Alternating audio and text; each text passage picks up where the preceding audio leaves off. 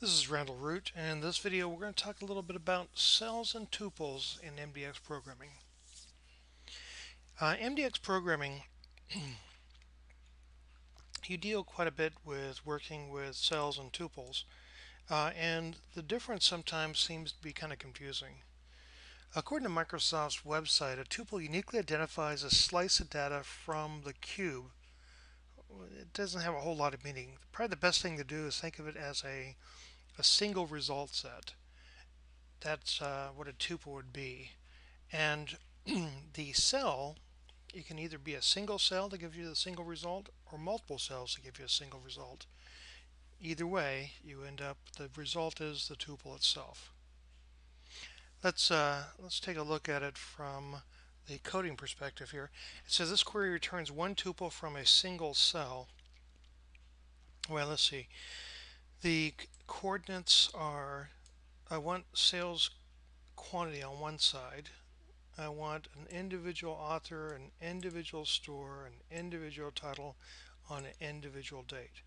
If I've got one cell identified from each dimension, then I indeed have a single result set, and that would be a single cell with a single tuple. On the other hand, if I didn't include other aspects like the individual author or the individual title or the individual date, and it only said just everything regardless of the date, the author, and the title, just one book beat, you'd end up with an aggregate of cells, but you'd still only get a single value back. That would be a single tuple. In other cases, what you'll do is you'll go through and get multiple results back. And if that's the case, then what you end up with is, well, a set of tuples. Let's look at it from a different perspective here. Think of it this way. Now, a cube, of course, isn't really three-dimensional. But if you were to make a simple three-dimensional cube, if you would, I might have wholesale items or retail items on one dimension.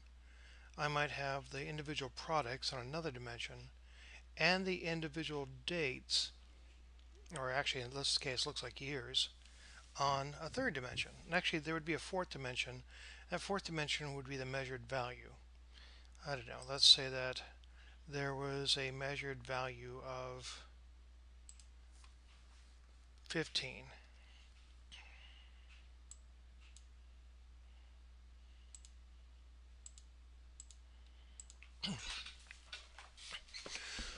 So if there are 15, let's see, it'd be 15 of product A, 15 wholesale, and 15 in 2012. So not a whole lot of sales, but or quantity or whatever the heck that number represents. But it means that across these coordinates, you've identified a single cell.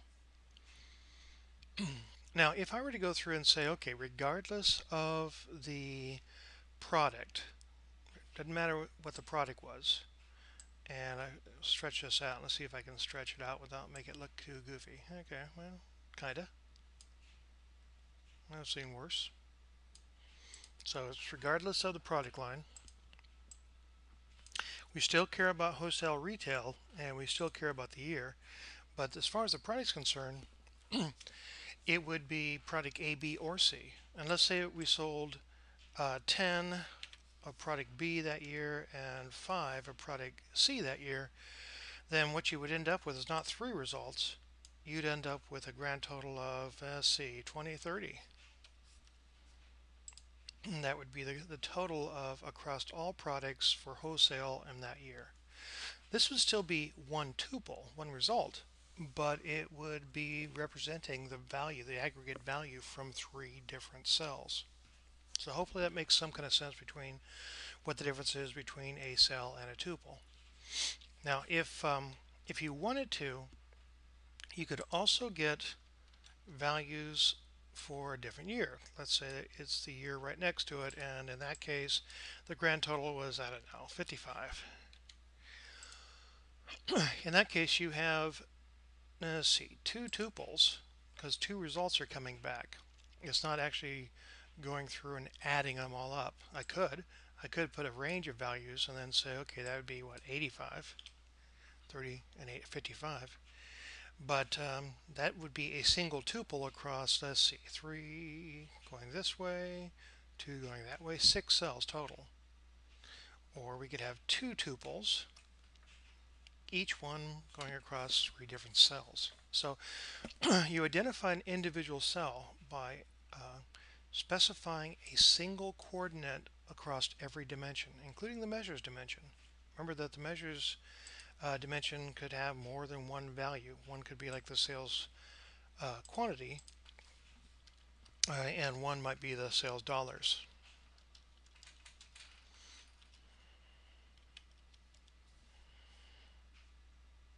Looks like I need a smaller font, but hopefully that makes some kind of sense. So anyway, that's the difference between cells and tuples, and a couple other things you should know. If you're not using a function, you need to have curly braces if you're going to return more than one tuple. Let's talk a little bit about that. So in the book, I have several different listings already typed out and ready to go. The listing we're currently talking about is, let's see, 14.2. So I'll go to that portion of the book, 14.2, 14.2, 14.12. And here's the code. Now in the, let's see, 14.13, 14.12. Okay, so I'm going to select on columns the sales quantity, and then I'm going to specify a coordinate for each of the dimensions. And if I run this, I get back a single result. That single result would be my tuple. Now I have to be careful. I believe this one has a mistake in the book. Let's see if I can figure it out. I think that's right. I'm going to zoom in a little bit so we can see it a little easier.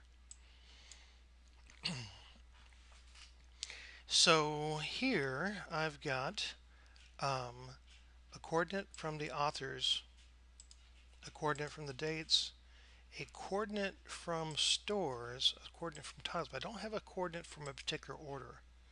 So if this particular combination showed up on more than one order, I kind of doubt it does.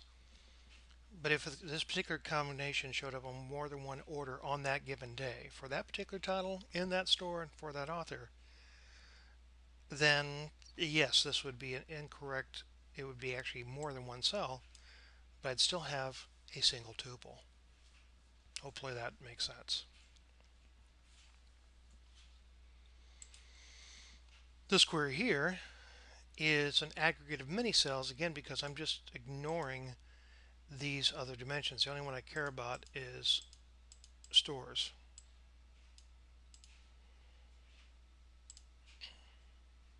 It's not like they're not there. I'm using a default member from each of them. But the default member almost always is going to be the all level. So it's going to be all authors, all dates, all orders, all titles, but for only this one store. If you're only giving one set of coordinates and using the default for all the other ones, you really don't need these parentheses.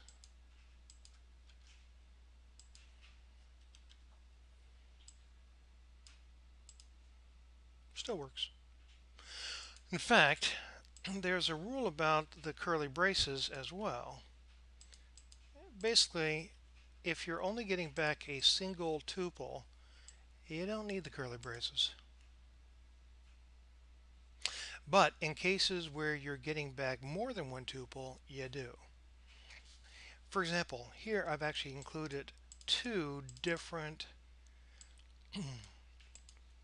stores, so I get back two different values. So it's kind of like me going through and specifying two different years. I get back two different values regardless of the product, and actually in this case only for wholesale. But if I were to expand this out a little bit and say, okay, wholesale retail doesn't matter to me, it looks like my cube's a little off, but it doesn't matter to me. I'll And I don't know why I'm messing with it. I would just specify that regardless of the product, regardless of whether it's wholesale or retail, but I want individual values for the years. So 2011, 2012 have their own individual values. That's what's happening here. For the store BookBeat and the store News and Brews, they come back with two different values.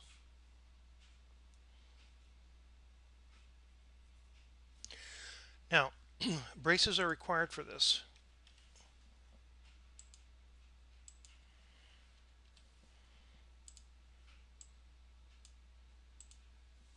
The error message isn't always all that great in an analysis server. The statement dialect could not be resolved due to ambiguity really doesn't help you much. So you just kind of have to know this, that if you're expecting more than one result set back, you need to include the curly braces. And perhaps one reason why people include the curly braces in MDX all the time is because, well, if you only get back a single tuple and you put curly braces in, you had to type a little extra, but it still works. So perhaps that's one of the reasons why you constantly see these. Another thing you have to be careful of is if you were to try to take out these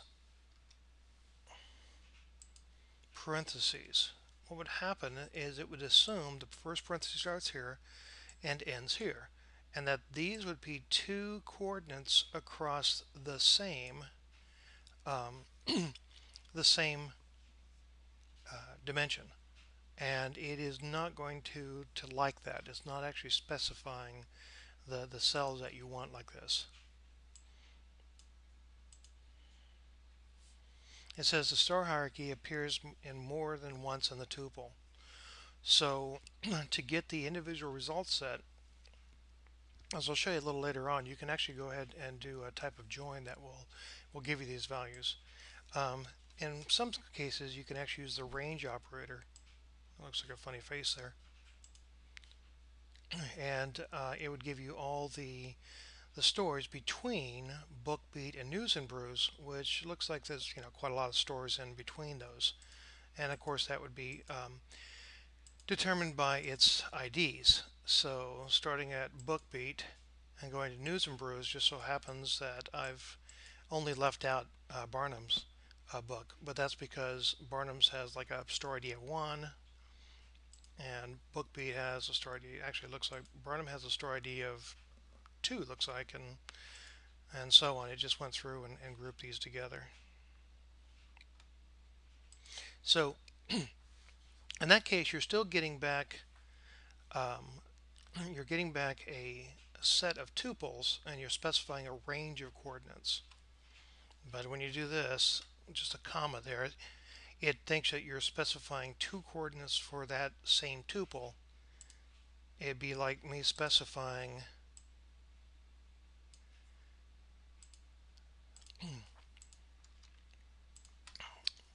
comma 2012, thinking that this would work. Oops, excuse me.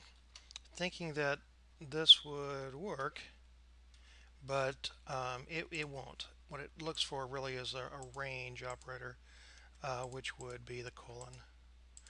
If you've used Excel, you are familiar with this colon being a range operator.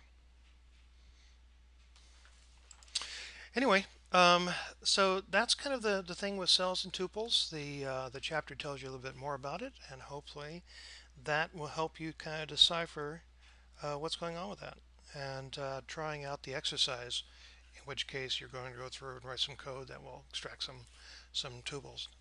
Next up, we're going to take a look at calculated members, and I'll see you in the next video.